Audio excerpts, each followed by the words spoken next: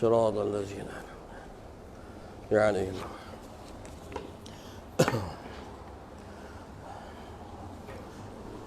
ثم شاء أسامة بن محمد صلى الله عليه وسلم له الفاتحة. أعوذ بالله من الشيطان الرجيم. بسم الله الرحمن الرحيم.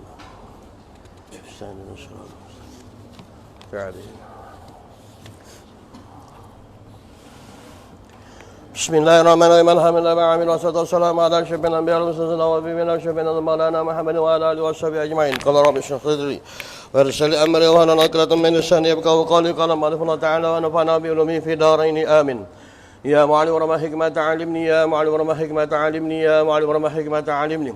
ربي أدخل مدخل صدق وأخرج مرجا صدق واجعلني من لدنك نصيرا أقدم إليك بين ذلك كله.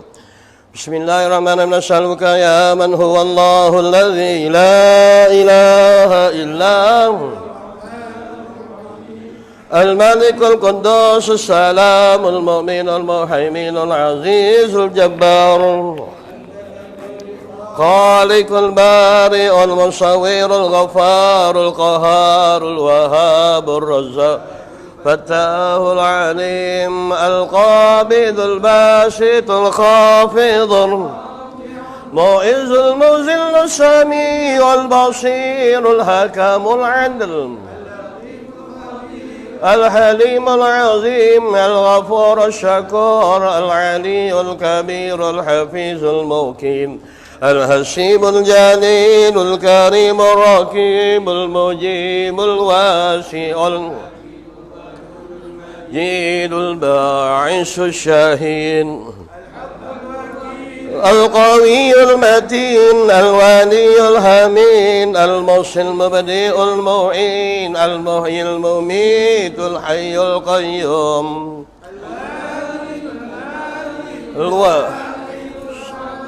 قادر المقتدر المقدم المؤخر الأول الظاهر الباطن الوالي المتعالي البار التواب المنتقم العفور لك الملك ذو الجلال والإكرام السميع الغني المغني المانع الضار النافع النور الهادي البديع الباقي شير الصبر الذي ليس كمثله اللهم صل أفضل الصلاة على قاتك سيدنا محمد وعلى آله وصحبه وسلم عدد معلوماتك ومداد كلماتك كلما ذكرك الذاكرون. Bismillahirrahmanirrahim. Muqaddimatun, yang satu muqaddimah mengetahui oleh bahasanya segala bagi sama itu di antara tiga bagi. Belum dibahaskan kedudukan di antara lapisan-lapisan apa yang ada dalam hati manusia, dalam jiwa manusia. Sebelum dibahaskan tentang jalan rohani dan jalan nurani, maka nisbah dikenalkan dulu manusia ini pada tiga golongan. Yang pertama ada ahli-ahli dunia, yakni segala bagi hamba itu tiga perkara, tiga bagai. Yang pertama ahli dunia, iaitu segala orang yang jahil, yang lalai daripada Allah. Yang kedua di antara ahli akhirat, iaitu orang yang takut daripada api neraka dan gemar kepada syurga. Yang ketiganya di antara orang yang terlebih tinggi martabatnya ahlillah, iaitu orang yang kasih, dia akan asyik kepada Allah Ta'ala. Sabda Nabi SAW, ad-dunya haramun alal ahli al-akhirah wal akhiratu haramun alal ahli dunya wa kilahuma haramani alal ahli lam. Dia kata bermula dunia itu haram di atas orang-orang ahli akhirat, dan di atas akhirat itu haram pula bagi ahli dunia, dan tiap-tiap daripada kedua itu haram daripada golongan ahli lah. Habis? Faham? Faham Kan cakap Melayu tu. Cakap Melayu kan? Faham? Boleh? Okey, pindah balik. Muka surat lain pula. Baik, dikategorikan dulu yang pertama ahli dunia. Ahli dunia ni dalam keadaan nampak dia ahli dunia ni di antara orang yang 100% hidup dia berjuang atas dunia. Harta daripada semayang yang dibuat itu pun untuk dunia. Bahkan di antara kalau dia solat tu pun solat dia untuk dunia. Dia semayang di antara tengah malam tu bukan nak akan kepada Allah, bukan cerita syurga, bukan cerita neraka, tetapi nak minta akan sampaikan kepada hajat dia kepada dunia. Salah satu daripada kesilapan manusia tu, apabila Allah menjadikan sembahyang itu sebagai satu kenderaan, bagaimana dalam keadaan meluncur, memi'rajkan roh naik kepada hadrat Allah, lalu apabila sampai mereka kepada hadrat Allah, diingatkan dalam keadaan mereka nak menyatakan rindu dan kasih mereka kepada Allah, tapi rupa-rupanya membawa hal keadaan niat dunia, yakni musuh Allah Ta'ala. Dunia adalah musuh kepada Tuhan. Yang lain makhluk juga adalah musuh di antara manusia, musuh Allah dalam urusan hati manusia yang nak menggapai ketuhanan. Kalau orang yang nak berjalan kepada Allah, masyiwallah, barangnya selain daripada Allah Ta'ala, semuanya musuh. Termasuk daripada keadaan diri yang sayang terzahir itu pun adalah barang yang menghijab dan merupakan fitnah pada diri dia. Kadang-kadang seluruh manusia dan seluruh makhluk dalam keadaan dia boleh tolak, tetapi di antara kemampuan nafsu dia tak boleh nak tolak. Dia akan beribadat tetapi mengikut ibadat yang dipilih oleh nafsu. Dia akan ibadat tapi ibadat yang mengharapkan sanjungan dan pandangan manusia. Dia akan melakukan ibadat tapi untuk menjadi bahan sebutan dan juga pujian di kalangan makhluk. Dalam ahli dunia ini, dia walaupun melakukan ibadat tapi semata-mata dalam keadaan nakkan kepada dunia. Umpama macam cikgu sekolah. Cikgu sekolah ni dibuat sembahyang hajat musim ni untuk apa? Bukan untuk kerana supaya anak murid tu dapat redha Tuhan, supaya sekolah tu dapat keberkatan Allah. Tak, supaya anak murid dia lulus dalam UPSR, lulus dalam PT3. Tak malu ke cikgu-cikgu ni bahawa di antara kenderaan mulia yang bernama solat hajat dan yasin itu digunakan untuk bawa niat najis dia, yakni dunia, pergi kepada Allah Ta'ala, yang mana di antara semayang itu adalah urusan pertemuan antara roh dengan Allah, yakni hal keadaan bertemunya roh dengan Allah, bermuamalah rohnya dengan Allah, bermukhatabah dialognya dengan Allah, muahalah antara muqabalah berhadapnya roh dengan Allah Ta'ala, hal keadaan di antara musyahadah, penyaksian mata batin dalam menyaksikan zat ketuhanan, hal keadaan pertemuan roh pada ketika itu adalah roh yang istighraq, tenggelam dalam urusan nur cahaya ketuhanan. Tapi bila mana di antara kejahilan manusia, dalam keadaan dibawa ni upacara semayang, baik semayang hajat sekalipun, dibawa dia pergi kepada Allah. Bila Allah tengok di antara buka pada hati, hamparan hati dia, rupa dia minta supaya dunia dia minta laki dia naik pangkat, dia minta supaya hal keadaan rezeki dia murah, dia minta supaya dalam keadaan anak dia lulus peksa, dia minta. Urusan yang diminta itu adalah urusan di antara urusan dunia, padahal dunia itu merupakan musuh ketat bagi orang yang berjalan kepada Allah. Ya kan? Baik, serah ajalah. Serah aja dekat Tuhan. Kalau nisbah kata, saya dah katakan, dia kata wala tu'amni, jangan kamu kejar, jangan kamu, wahai sekali di antara man, hai sekali di antara Bani Adam, taatlah apa yang aku perintahkan kepada kamu, dan kamu ajarkan kepada aku apa yang kamu perlu, kata Allah. Faham? Engkau perlu anak engkau lulus, dah maklum dalam ilmu Tuhan. Engkau nak minta pangkat, dah maklum dalam ilmu Tuhan. Allah tahu, bukan setakat hari ini, besok, lusa, bila-bila, sampai hari kiamat, sampai bila-bila. Tidak ada kesudahan, keluasan pengetahuan Allah Ta'ala. Maka yang itu tak perlu tunjukkan kepada Tuhan yang kau mengharapkan sesuatu daripada dunia. Tak payah hajau Tuhan begini. Allah Maha mengetahui. Yang Tuhan letakkan dia mesti ada cagaran. Kalau engkau hendakkan jalan kemudahan, yattaqillah yaj'al lahu makhraja. Engkau bertakwa kepada Allah, jalan mudah Allah bagi. Kemudian bagi bonus dan dividen. Yakhruj wa yarzuqu min haitsu la yahtasib. Dikurniakan rezeki daripada sudut yang tak disangka. Yang kedua, Tuhan tuntut, wa man yatawakkal, siapa yang berpegang, yang bersandar dia kepada Allah, fahuwa hasbuh, dia di dalam jaminan Tuhan. Bukan yang kau nak minta makhrajah, yang kau nak minta hasbu, tanpa di antara perjuangan yang Tuhan tuntut terlebih dahulu. Engkau hendakkan jalan mudah, Allah tuntut mesti ada di antara yattaqillah. Engkau hendakkan jaminan Allah, mesti cagarkan dulu di antara yatawakkal. Ini syarat dia. Kalau seandainya apa yang kau hendak, kata Imam Syekh bin Atajuddin, Imam Ahmad Syekh bin Al-Askandari rahimahullah ta'ala, kata sallallahu rahu wa sirahum, kalau seandainya apa yang Tuhan tuntut daripada kau, supaya letakkan anak engkau bertakwa kepada Tuhan, letakkan anak bini engkau bertakwa kepada Allah, kemudian dituntut kita bertakwa kepada Allah, yang Allah suruh tu tak dibuatnya, tiba-tiba apa yang dia hendak disuruh Allah perkenankan permohonan dia. Ini adakah bentuk doa ataupun arahan yang dibagikan kepada Allah? Ni nama adab dia. Kitab ni nama dia kitab adab dia. Jaga adab dengan Tuhan. Biar semayang 2 rakaat tapi dia ada adab. Jangan semayang banyak rakaat tapi kau hajar dengan Tuhan. Pasal ketika semayang, Tuhan hadap hati kau. Rupa kau bukan kira berkadar mana kau dapat meraih bagi cahaya dan juga rahmat daripada Allah, tapi kau kira berapa rakaat yang berapa banyak yang telah kau tawan dalam ibadat kau. Kena buang pelan-pelan. Maka ini dikatakan ahli dunia. Kalau ahli dunia yang ini saya tapiskan benda ahli dunia, orang yang masih lagi beribadat kepada Allah. Tapi bukan dunia. Kadang-kadang contoh, sejak jadi YB ni, sejak jadi ketua kampung ni, nak tunjuk pula orang kampung dia boleh jadi imam. Apa dia? Dia boleh jadi baca imam. Dia datang dia dengan serban jalan macam unta Baghdad, gedegak gedeguk. Nisbah biar orang tahu yang dia ni di antara ketua, yang dia ni pimpinan, yang dia ni YB, yang dia ni YAB, konon-konon dia boleh menjadi imam, konon-konon dipaparkan demikian. Tolong, agama tak boleh diwayang-wayangkan. Berhentikan beramah dalam agama. Tak perlu berwayang-wayang dalam agama, tak perlu berderamah dalam agama, tak perlu berdua wajah pada agama. Yang kau nak pandang ketika kau sembahyang, Allah lantik kau jadi imam. Apa hamparan yang kau perlu hamparkan untuk tilik Allah? Allah tilik pada hati kau.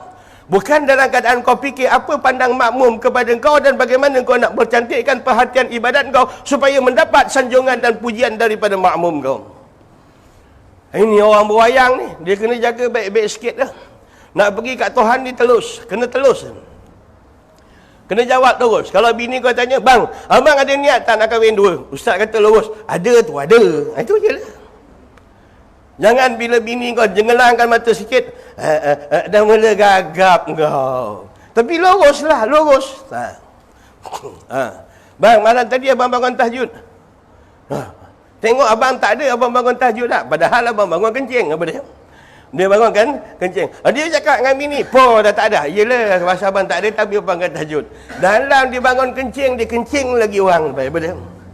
Ni sebab orang begitu. Tak perlu wayang-wayang dalam agama ni. Allah tilik zahir dan batin. Pandangan Tuhan tu tembus. Tak payah nak berwayang-wayang. Luar mulut lain, hati kata lain. Luar dalam keadaan kata Allahu Akbar. Luar kata la ilaha illallah. Tiada Tuhan melain Allah. Wala na'budu illa iyyah. Dan tiada kami sembah dan abdi melainkan sahaja kepada dia. Walau karihal kafirun. Walaupun dibenci orang kafir, kami tetap mengabdikan diri pada hukum Tuhan. Pegang betul-betul lah. Ini kena gertak sikit dia kadang-kadang cakap cerita bahas hukum pun dah tak berani. Jangan. Kena zahir dan batin dia biar selaras. Kalau zahir lain, mahan dia bercakap bi afwahim ma fi qulubihim, tak ada pada hati dia, cakap pada mulut tak ada pada hati. Yang ini neraka 7 bintang, paling bawah, asfali minan nar, duduk martabat bara di bawah sana tuan-tuan. Faham ya? Kalau betul dia gelap macam kat estate tu senang dia. Kalau dia putih macam di bandar tu senang. Jenis color dua ni, antara putih dengan hitam dia jadi coklat, yang ni dia cukup mempayah ni. Dia dua wajah ni. Faham bang? Oi. Tanya bapak tak faham. Kena faham. Bila dengan Allah tu dia kena telus lah. Ya Allah, ya betul. Aku dah 60 tahun aku nak abdikan diri aku kepada Allah. Apa yang Allah letakkan apa semua hal keadaan aku nak tahan 100%, 100%. Sembahyang sampai berkoping-koping dahi. Koping masuk dah 3 botol dah. Bila tanya kau setuju tak hukum kerat tangan? Oi, tak boleh, zalim. Kau setuju tak hukum rejam sampai mati? Oi, tak boleh, tak sesuai pada zaman ni. Hukum nak ikut sesuai kau bila sesuai lebih. Allah jadikan manusia daripada air mani, daripada titisan, daripada tak ada kepada ada. Dia tahu perangai manusia, dia tahu cara nak menyelesaikan pertikaian manusia. Dia kata wa fa in tanazatum farudduhu ilallahi wa rasul. Kalau andainya kau berselisih, Allah dah kasihkan satu azimat, Allah dah kasihkan satu panduan. Farudduhu ilallahi wa rasul. Rujuklah balik Quran, rujuklah balik hadis. Bukan nak pakai idea kau tu, idea tu Tuhan boleh tarik bila-bila. Dulu bila profesor, dah umur 70 tahun, makan tak makan pun tak ingat lagi dah. Dulu dalam keadaan dia profesor sembahyang, apa kedebak-kedebuk. Bila Allah tarik akal, sembahyang 4 rakaat pun tak boleh nak kira. 2 ke 3, boleh terlupa pada rakaat. Faham? Sebelum Allah kabat dah. Allah kalau dah kabat akal tu, itu dia katakan ahli dunia. Ya, saya juruskan orang ibadat, buat ibadat tapi jurus pada dunia. Kalau yang dikenaki ahli dunia ni, tak ada dan memang tak ada lain. Dia fikir macam mana nak banyakkan duit, bagaimana nak bahagiakan isteri, watapah, wataka, surupil amwal, nak banyakkan harta, kemudian nak berbangga dengan keturunan, nakkan di antara ladang yang luas, kenderaan yang mewah. Lalu dalam keadaan mereka ini, habis daripada 8 perkara di pengabdian hidup dia, hal keadaan semata-mata untuk mengimarahkan kehidupan dunia dia yang seketika. Ya, manusia lah. Maknanya kalau dia semayang pun, dia wayang. Bila kata Allahu Akbar, tak wujud pun ingatan dia terhadap Allah. Seluruh ketah kerja harta dia bermain dalam ibadat dia pada ketika itu. Ini sebab ahli dunia. Dah kau masukkan kepala dia, dah kau tonyohkan dekat Hajarul Aswad, tarik-tarik tak keluar pun, otak dia tak akan fikir lain, dia fikir ke dunia je. Kalau sibuk tengah-tengah tawaf, dia hempit nak dapatkan Hajarul Aswad. Agak-agak 3 orang lagi dia dapat cium lagi Hajarul Aswad, syaitan dah serang. Kang balik tengkira boleh cerita, tahun ini aku dapat cium Hajarul Aswad. Kang balik boleh cerita, Kang, orang sibuk-sibuk Allah Ta'ala pilih aku cium Hajarul Aswad. Cerita dunia dan nafsu dan syaitan dah bermain, belum lagi melaksanakan pada amal. Jangan dirasa ditaiko. Setakat ibadat tanpa tawaduk itu kalau boleh diambil kira, maka iblis makhluk yang terbaik. Kerana dia beribadat beribu tahun, cuma dia tak tawaduk, tak nak sujud pada Adam saja. Kalau sekadar ada ilmu, tak nak tunduk pada perintah Allah, tak pakai. Dia tak pakai. Ulama baik pun, ustaz mana pun, tok kadi mana pun, kalau tak nak tunduk daripada hukum Tuhan, cari jalan bagaimana nak lari daripada hukum Tuhan, tak masuk di kalangan mutawadhi'in, orang yang tawaduk. Bahkan masuk dalam kategori, masuk dalam saf di antara golongan iblis yang bongkak dengan ilmu dan ibadat, tetapi tak nak tunduk dia dengan arahan Allah supaya tunduk kepada Adam AS. Bangnya orang kata iblis teruk. Orang kata lah, teruk iblis ni. Dia tak nak sujud pada Adam. Orang Melayu, Allah perintah sujud pada Allah, dia tak nak. Agak-agak mana lagi teruk? Oh, apa kau? Allah perintahkan iblis sujud pada Adam, dia tak nak. Allah perintah orang Melayu, perintah kau tu, bangsa kau, sujud pada Allah sendiri, dia tak nak. Kau agak-agak mana jahat? Hui. Mana lagi besar iblis? Oi. Engkau buat dah muka ketat engkau ni. Oi Melayu. Suka pula Jawa. Hei Jawa. Suka pula Banjau. Hei Banjau. Suka pula Bugis. Hei Bugis. Allah perintahkan iblis sujud pada Adam. Adam tak nak. Dia katakan takabur. Tapi manusia yang lain termasuk bangsa Melayu, Allah mengatakan ya ayuhan nas sa'budu rabbakumul ladzi khalaqakum. Allah perintahkan manusia dan juga orang Melayu sujud pada Allah. Tapi orang Melayu tak nak. Mana lebih kuat keingkarannya, tuan-tuan? Oi. Engkau buat tak perasan pula, yang kena kat keluarga engkau buat diam je. Kalau kena kat keluarga kau, tunduk kau buat diam je. Maka tu dikatakan ahli dunia. Kalau dia semayang pun bukan semayang dalam keadaan Allah, tapi nak menunjukkan diri yang dia itu datang semayang. Harta amalan dunia dia hal keadaan berkiblatkan kepada dunia, bahkan amalan akhirat dia pun berkiblatkan juga kepada dunia. Sebab tu dalam semayang dekat masjid, dia tak ada saf khas. Saf khas yang 3 ni yang boleh Bilal dia, sama imam 2 je. Imam 2 duduk belakang imam 1, sebelah dia Bilal. Maksudnya kalau batal, imam 2 akan naik ke atas.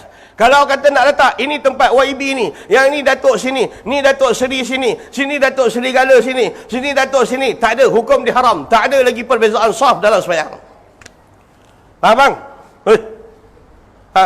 Tak kisahlah mana punya pun, Perdana Menteri langit ke-7 pun, kalau datang sembahyang Masjid Tenggara, tak ada sejarah khas. Dia tak ada perbezaan. Yang khusus, imam 2 tempat bakal ganti imam, ataupun Bilal tempat lepas dia qamat, dia tempat dia orang tak ambil. Faham? Yang kedua, orang kahwin. Orang kahwin tak ada tempat. Yang ni tempat orang kampung, ini tempat VIP. VIP bapak kau. Tak ada VIP. Makan dalam kenduri kendara, tak ada perbezaan antara tempat orang miskin dan tempat orang kaya. Faham? Orang kaya datang, datuk-datuk datang, cushion empuk. Orang miskin datang, itulah kemah, buat pakai tangan, pakai papan panjang. Bila orang sana habis makan, orang sini menjerit, tersepit papan papan tu menyepit. Papan tu menyepit. Ini sebab begitu. Maka hukum dia tetap dalam keadaan haram. Tak ada. Cerita pergi dekat Kaabah, bila kata tetap dalam urusan perabdian, tidak ada pangkat, tidak ada darjat, tidak ada agama, tidak ada ahli agama, tidak ada kata orang awam. Semua di Allah adalah berbeza.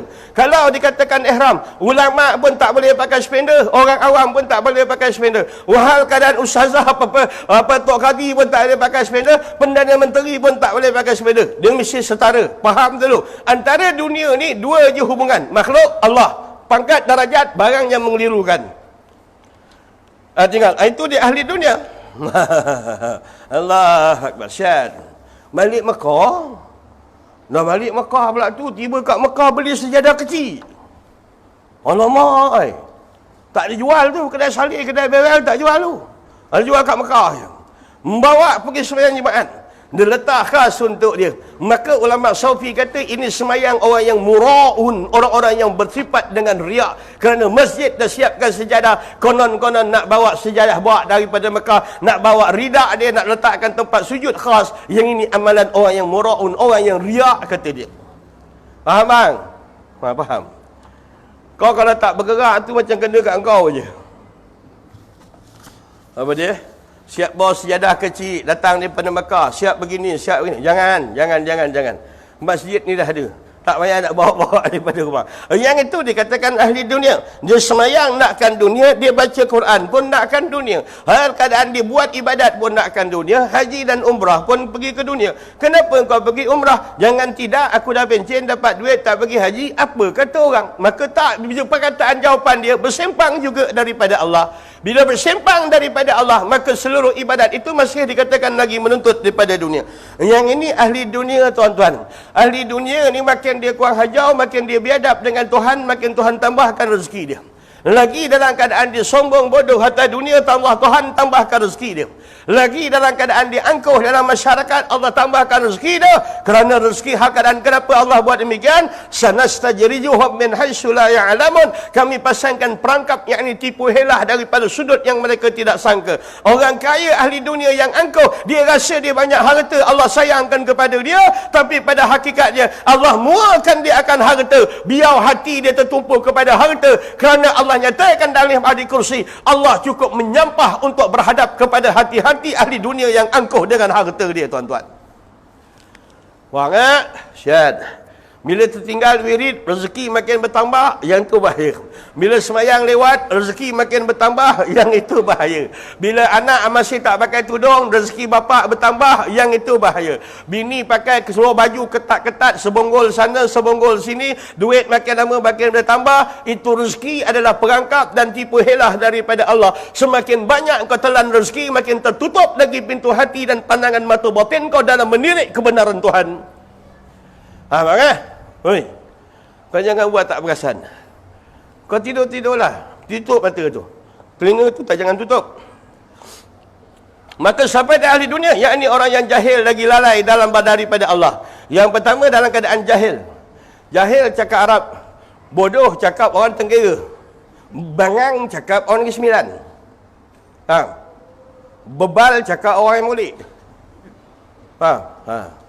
Kalau nak fikir yang paling lembut siapa dia?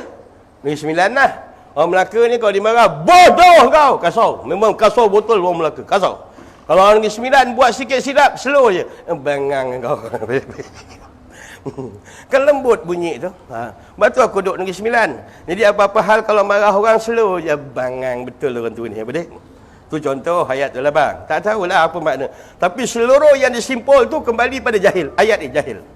Jahil. Nama Abu Jahal bukan Abu Jahal. Nama dia lain. Tetapi oleh kerana dia dalam keadaan tak faham, tak ambil agama, lalu menentang pula pada Muhammad, digelarkan bapa segala kejahilan, bapa segala kebangan, yakni Abu Jahal. Nama tu. Gelaran dia tu, Abu Jahal. Sikit masa dia nak jadi besan dengan Rasulullah. Baik, kisah di antara baik. Kita ambil di antara Abu Jahil. Abu Jahal ni orang yang jahil. Orang yang jahil ni nak faham, bukan dengan sebab orang tu tak mengaji ilmu. Yang dikatakan jahil ini, walaupun dia orang yang mengaji 40 tahun, 50 tahun, bila mana bertambah ilmunya tidak bertambah takut kepada Allah. Bertambah ilmunya, bertambah cinta daripada dunia. Bertambah ilmunya, tak bertambah tawaduk dia dengan Allah. Bertambah ilmunya, tidak tambah lagi kerohanian dia kepada Allah. Walaupun dia mengaji 40 tahun, dikategorikan masih lagi ahli jahil. Faham? Orang jahil pasal dia ada ilmu tapi bodoh dalam menggunakan ilmu. Yang ni satu bab. Orang jahil ni beribadat tonggang-tonggek, dia sujud kuat-kuat sampai terlajak, kaki patah balik ke depan tu, gostan balik ke belakang, balik ke depan tetap walau kana ibadah al-jahilu aduwallah, orang jahil tetap Allah tilik sebagai musuh walaupun dia banyak melakukan ibadat. Faham tak? Selesai kan lah masalah. Awaluddin ma'rifatullah, awal-awal kenal Tuhan. Macam mana engkau beribadat berpuluh tahun sedangkan dia tak kenal hal keadaan hak ma'bud yang disembah? Dia tak kenal Allah. Ibadat dia tak ada alamat tetap. Tidak ada postcode yang betul. Hal keadaan dia semayang Allahu Akbar, lalu beribadat kepada Allah bighairi ilmin illa zon, dengan tanpa ilmu dan keyakinan, melainkan ibadat dengan secara zon dan sangka-sangka saja terhadap Allah. Ini pengenalan orang jahil. Orang jahil ni tuan-tuan, jahil dia ada dua. Satu jahil satu lagi jahil murakab. Jahil murakab ni lagi bersusun-susun. Orang macam ini mati serban atas kepala pun tetap dia kata mati kafir, mati terkeluar daripada agama. Kena selesaikan dulu kejahilan. Dia kata Allahu Akbar, 60 tahun kau sembahyang, apa yang kau faham tentang besarnya Tuhan? Allahu Akbar, apa yang kau faham tentang alif lam lam ha alif kabbara? Allahu Akbar, bagaimana engkau hembuskan hal keadaan halau di antara keduniaan daripada hati dan ingatan kau, lalu engkau masukkan kebesaran Tuhan di dalam jiwa engkau. Bila kau puji akan nama Tuhan, Bismillahirrahmanirrahim, dengan nama Allah yang Maha Pemurah lagi amat mengasihi, segala puji bagi Allah Tuhan semesta sekian alam. Yang kau puji Tuhan, kenapa kau puji dia? Apa yang kau faham tentang Tuhan hingga membuatkan kau tak jemu memuji dia? Orang waliullah, wali lagi alim, lagi ulama, lagi fuqaha. Orang Syekh Junaid Al-Baghdadi umur 73 tahun. Orang tanya dia, bila Tuan semayang? Aku semayang baru 3 tahun. 70 tahun aku mencari hakikat rahsia semayang. Di situ baru aku nampak di mana setiap kali daripada ibadat mengittisalkan, menghubungkan antara roh dia dengan Allah Ta'ala. Lalu tidak ada dia melakukan semayang melainkan segala-gala ni dalam tajalliyatul rububiyah ketuhanan di bawah pimpinan Allah Ta'ala. Itu syarat ibadah, perkataan tu. Maka dengan sebab itu, kalau nak melangkah dengan yakin nak pergi menuju kepada hadrat Allah, orang yang nakkan ibadat, semakin ibadat bertambah kasih pada Allah. Orang yang beribadat, semakin beribadat tambah cinta dan sayang pada Allah. Ibadat semakin banyak, hal keadaan bila terputus, terasa rindu dengan Allah. Syarat yang pertama, awaluddin ma'rifatullah, kenal Allah Ta'ala dulu. Maksudnya, kenal Tuhan dulu. Sebab itu bila orang kita, saya pun dulu fikirkan begini, apa yang dikatakan dunia menghijabkan manusia, dok fikir-fikir apa yang menghijabkan manusia, padahal orang beribadat juga, lain rupa dia.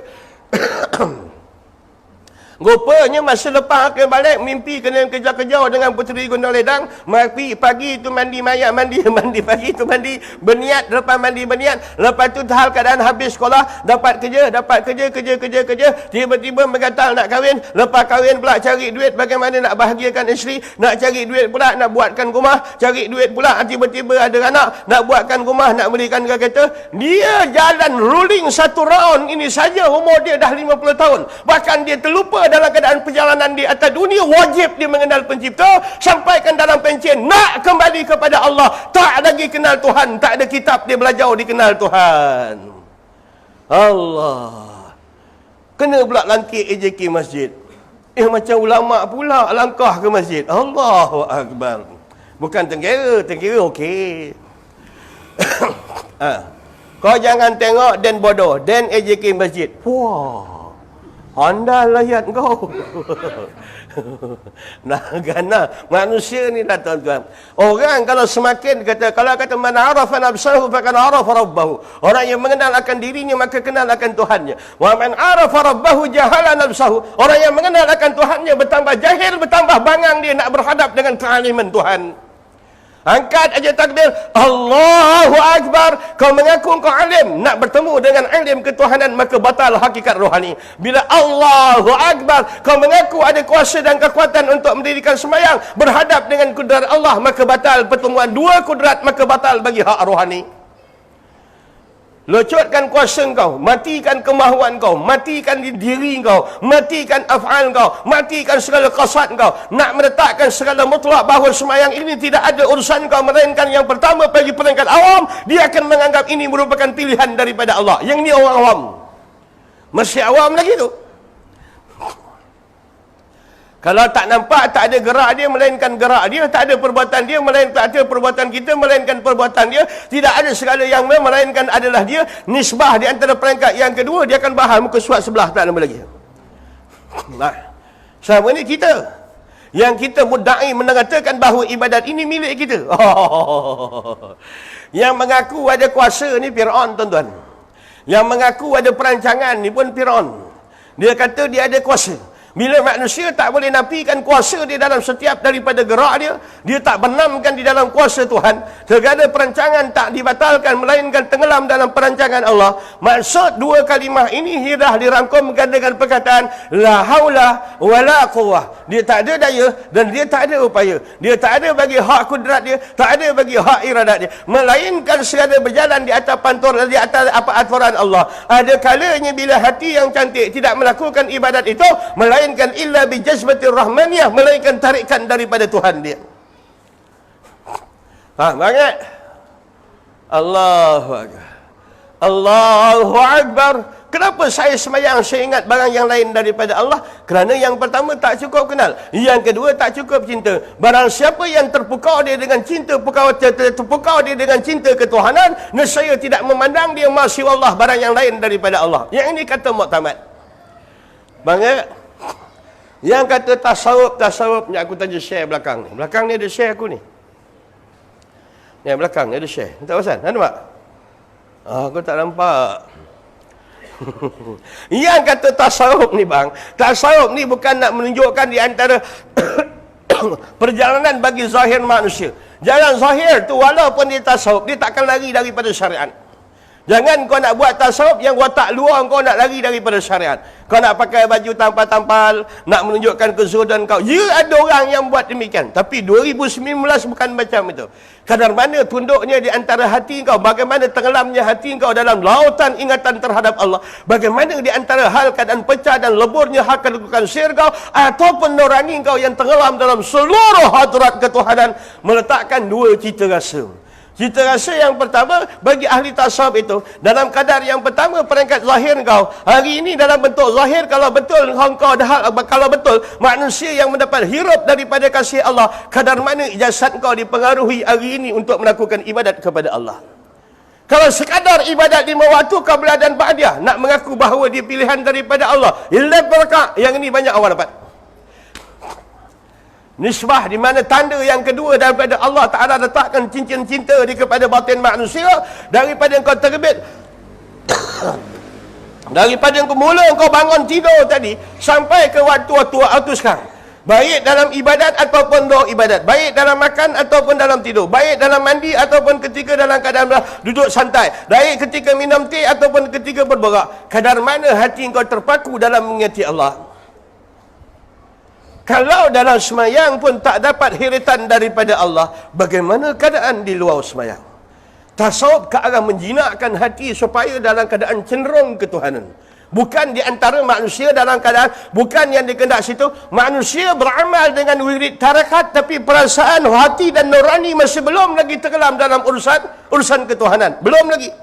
Ada orang dia beramal dengan wirid tarikat, tetapi dalam keadaan masih lagi kedudukan pada makam syariat. Faham tak? Ada orang duduk dalam amalan tarekat, bila dia beramal, dia tenggelam dalam urusan, maknanya mentazkiahkan hati dia masih Allah barang yang lain daripada Allah, lalu ingatan dia sentiasa tenggelam 24 jam dalam mengingati Allah, sama ada dalam keadaan berzikir ataupun dengan cara jalan berfikir, sama ada dalam keadaan bentuk dia membaca Al-Quran ataupun dalam keadaan dia memikirkan akan sesuatu yang berkaitan bagaimana Allah sedang mentadbir alam pada ketika ini, bahawa dia tidak nampak bagi segala gerak dan diam, dia tak nampak bagi segala yang berjalan dan berlari, hal keadaan yang melata ataupun yang terbang, melainkan segala-gala dia dibawa uluran bagi tajalliyatul af'al ketuhanan. Dia sedang mengertikan bagaimana Allah mentadbir alam. Nak dapat begitu? Kalau takdir kata orang yang duduk dalam tarekat, dia angkat takbir Allahu Akbar, yang dikatakan tarekat itu adalah amalan hati, yang dikatakan syariat itu amalan jasad. Saya ulang balik, amalan syariat itu amalan jasad, amalan tarekat itu adalah amalan hati, amalan hakikat itu adalah amalan sir. Cita rasa pada kedudukan syariat itu ialah kerajinan dalam mentaati perintah Allah dan juga meninggalkan larangan Allah. Hal keadaan syubhat yang berlaku pada ahli tarekat, di mana semakin dalam keadaan dia berpegang dengan amalan dan peradaban tarekat, makin terkunci hatinya mengerti Allah, lalu diistibak, ditolakkan barang-barang yang lain yang boleh menghalang ingatan dia daripada mengerti Allah. Yang ini kaedah asal dalam ajaran tarekat yang akan berpindah kepada kedudukan alam hakikat.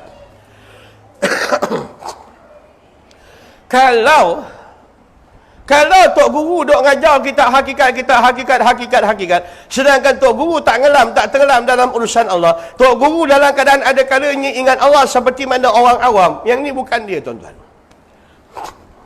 Orang yang masuk ahli tarekat ini adalah sekurang-kurang orang yang dah kahwin dua. Yang pertama berkahwin je syariat dengan syariat, yang kedua kahwin syariat dengan tarekat.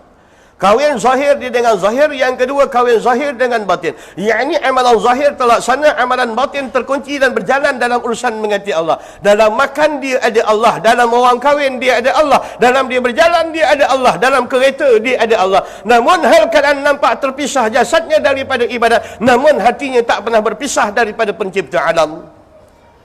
Ini arah tarbiyah tasawuf, bagaimana nak mentarbiah manusia supaya roh itu semakin hari dalam keadaan dengan minuman asyik dengan Allah Ta'ala. Kerana jasad bakal binasa, bakal dibaham di ulat, bakal mahal dibaham di ulat, bakal dibalun dalam kubur. Yang tak binasa adalah roh yang bakal dalam keadaan dihisab oleh Allah, yang dipersoal oleh Allah, yang dirahmati oleh Allah, atau yang dirembati oleh Allah. Ini ahli dunia lah, buang ahli dunia. Ya, perempuan tu dah pakai tudung, tapi dia tak pula tudung yang bergaya mutu keunggulan. Maksudnya ada lagi niat dunia. Ya. Dia semayang, tapi pakai baju mahal, hitam, belang-belang putih. Tunjuk baju tu mahal. Tu contohlah. Bila tak dia kata, ya dia pakai tudung, tapi tudung dia nak beropol-opol, nak ada kilat-kilat, Ya, hukum dia lepas, tapi niat tulus liwajhillah belum lagi. Faham tak? Sian. Baru tak pernah naik masjid. Hari tu nak naik masjid. Pasal apa naik masjid? Pasal kereta baru beli. Apa dia? Kereta baru beli. Parking di depan masjid. Habis sampai tempat parking aku pun dah tak ada. Bakar darah. Apa dia? Apa dia? Bila tak ada kata parking. Apa tujuan dia pergi masjid? Nak maklumkan pada ahli qaryah yang kereta ni kereta baru. Lepas semayang ditilik je kereta dia. Dia takkan balik daripada Jumaat tu sampai asar selagi kau tak tanya, wah, kereta baru ke? Berapa beli ni? Baru lagi hati dia. Hati perut Melayu, faham lah aku Melayu, apa dia? Ya, dia nak begitu. Kadang-kadang senang aja kau pakai jack kipas, nak pakai kipas pasar yang besar tu, boom, kau jack je kan, kejap dia terangkat. Saya dah pesan berapa kali, 40 tahun, 50 tahun punya ibadat, dia boleh runtuh dengan satu pujian sahaja. Apa dia? Sepuluh tahun punya ibadat boleh runtuh dengan satu pujian. Berpuluh tahun punya ilmu yang begitu garang disembelih di celah dua kaki perempuan sahaja. Tak ada apa cerita lagi. Tak ada yang kebal pada manusia ni. Kau ada kebal pun tangkal yang babi pakai tu, boleh? Yang babi sarung kat leher tu lah. Yang orang tunggu je babi colcut. Dia kata babi tu kalau pakai tu kebal. Tembak-tembak tak lut. Tembak-tembak tak lut. Jadi dia pengendap kalau babi mandi. Maka hukum haram lah. Pertama, ngendap babi. Dia ngendap babi mandi. Lepas tu dia tunggu babi tu locut. Babi tu pula tak locut pula. Dia pun marah. Babi betul babi ni. Apa dia? 2 kali dia kena babi. Berapa?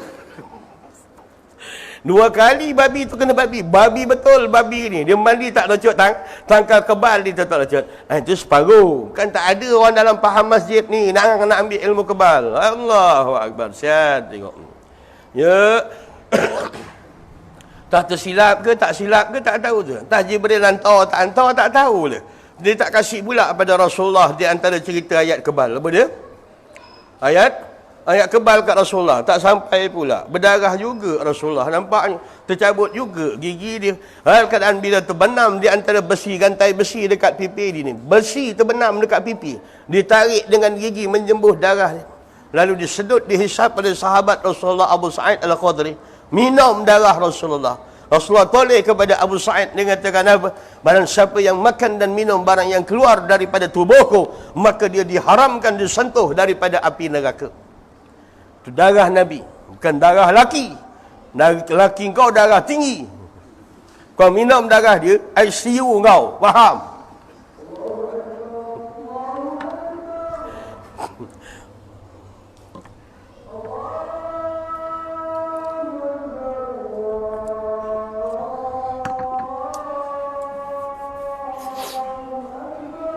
Allahu Akbar, Allahu Akbar.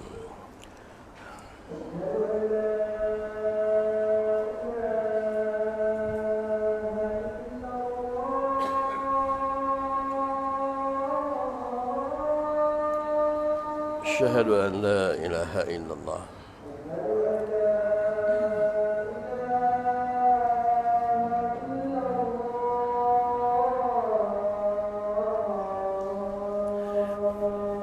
أشهد أن لا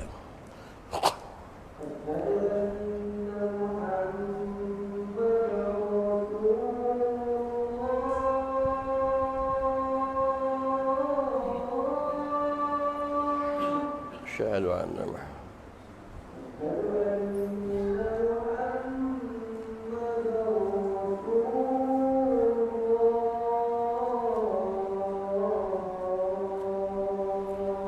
أشهد أن محمد رسول الله مرحبا يا حبيبي وقرة عيني محمد صلى الله عليه وسلم.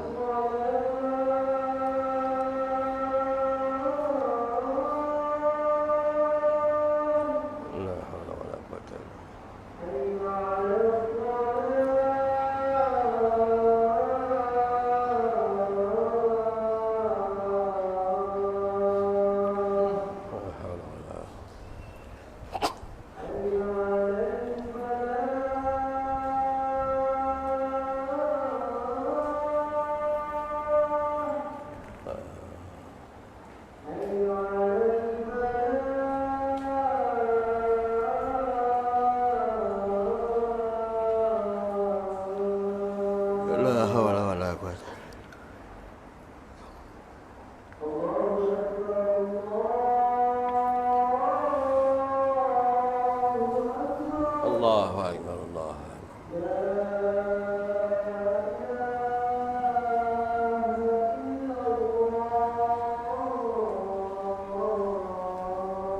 لا إله إلا الله وبعث مقاما محمدا زكاينا.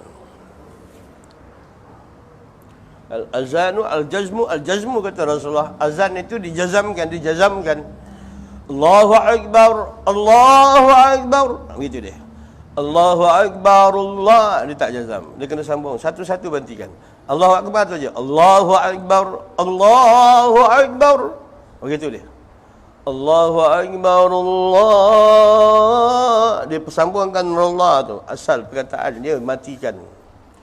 Contoh lebay. Habis. Yang itu dikatakan ahli dunia. Dah habis. Tinggalkan. Itu orang yang jahil. Maka syarat yang pertama, orang yang nak berjalan kepada Allah, keluarkan dulu daripada sangkau musuh Tuhan. Siapa dia musuh Tuhan? Orang yang jahil. Orang jahil ni bukan sekadar orang yang tak semayang. Itu musuh istihar betul. Tak ada orang yang tak semayang merainkan bukan durhaka kepada Allah. Bahkan termasuk di kalangan mustakbirin. Bahkan saya katakan, perangai tak nak sujud ni tadi adalah perangai iblis. Jaga baik-baik. Bahkan kalau tak dia kata ada anak keturunan anak Melayu dalam keadaan demikian, saya ingatkan bahawa iblis tak nak sujud kepada Adam sebab arahan Allah sujud kepada Adam dia tak nak. Faham? Bagi tahu orang kampung kau, Allah perintah orang Melayu sujud terus pada Allah. Tapi orang Melayu tak nak. Agak-agak kes ni mana lagi berat. Saya suruh fikirkan baik-baik. Faham? Perangai iblis tu buang. Apa perangai iblis? Dua. Abada usjudu li adama pasajadu iblis pasajadu illa iblisa, melainkan seluruh malaikat sujud illa iblisa. Bila kata al iblisa tadi, apa di antara kesalahan dia? Apa? Ya, kemudian wastakbara, kemudian dia angkuh. Yang pertama tak nak dengar perintah Tuhan. Yang kedua bangga pula dengan maksiat yang dibuat. Yang pertama Tuhan suruh pakai tudung, tak nak pakai tudung, kemudian bangga pula dengan rambut pegang. Section sama, pelaku dia lain. Oi. Kan tak apa hati kau tengok aku? Macam aku cerita hukum. Kau nak marah pula. Ada aku kisah kau marah. Hukum tetap jalan hukum. Ayat tu ibrah tu bi umumin labsi la bi khusus sabab. Bukan ayat tu cerita untuk iblis. Ayat Quran tu untuk umat Nabi Muhammad. Nak bagi tahu apa perangai iblis yang Tuhan kata dia takabur, yang Tuhan kata wa kana minal kafirin, adalah dia daripada golongan orang yang kufur kepada Allah. Yang pertama abah, tak nak dengar perintah Tuhan. Yang kedua wastakbara, tak nak kemudian berbangga diri pula pada ketika Tuhan suruh semayang, kau dah tak nak semayang. Orang bang terpekik-pekik, kau tak nak semayang. Kemudian belagak pula dalam kampung. Tak ke sama perangai tu? Alah. Macam kena adik-adik kau ya? Dia tengok begitu. Quran ni tafsir kena ikut betul-betul lah. Jangan ikut tafsir, ikut apa, ikut apa. Quran ni kena tafsir lurus. Kena ikut kaedah tafsir Quran. Bila dia kata Muhammad, siapa Tuhan apa di antara malaikat yang turunkan rezeki? Mikael nama dia. Kami kata orang Yahudi suka pada Mikael. Kami sahabat dengan Mikael. Tanya pula pada siapa yang turunkan hukum? Nama dia Jibril. Kami tak suka Jibril. Kami musuh pada Jibril. Turun ayat. Man kanu aduwal di Jibril. Turunlah ayat itu. Apa di antara ibrah yang nak ambil? Barang yang nak istifatkan daripada ayat tu apa dia? Perangai orang Yahudi ni tuan-tuan. Bila kata malaikat bawa bahagian rezeki, dia suka. Tetapi bahagian hukum dia tak suka. Mana-mana manusia yang dia suka pada rezeki Allah, tak suka pada hukum Allah, sama dengan perangai ahli kitab Yahudi zaman Rasulullah. Okey, alright. Tutup. Ada aku kisah. Rezeki Tuhan kami kau makan lagi. Siap makan ni kau bakar lagi. Siap balik-balik lagi. Nak panas, duduk atas bara tu sekali. Makan anak beranak. Tercekik ke tulang. Makan. Bila suruh semayang kang, ada yang tak nak semayang. Rezeki Tuhan kau nak makan, hukum Tuhan kau tak ada. Dia siapa yang nak berlawan perintah Tuhan pencipta alam? Dia siapa? Dia perasan tak anak tu, perasan Tuhan tu yang menjadikan dia dan mak bapak dia dan keturunan dia daripada zaman Nabi Adam.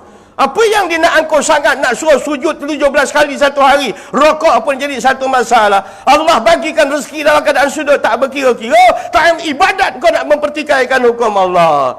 Nampak kecil aja manusia ni, kontot-kontot tapi degil, na'udzubillah.